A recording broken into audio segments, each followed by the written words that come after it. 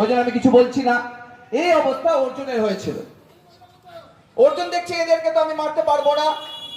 তখন ভগবান শ্রীকৃষ্ণ বললেন, তুই একই কাজ করছিস, তোর তো কাজ, তুই ক্ষত্রিয়, স্বধর্মে নিধনাং শ্রেয়। তোর ধর্ম কি? তোর ধর্ম তুই ক্ষত্রিয়।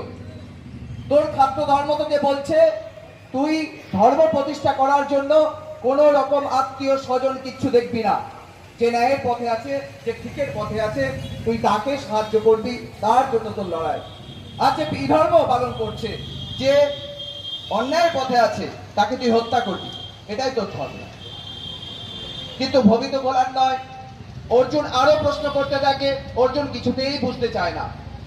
এই যে অর্জুন প্রশ্ন করছে, প্রথম অধ্যায় থেকে যে প্রশ্ন শুরু হলো, আর সেই প্রশ্ন তার অবিরত চলছে। আমরা যদি ঠিক মতো দেখি, কি দেখবো?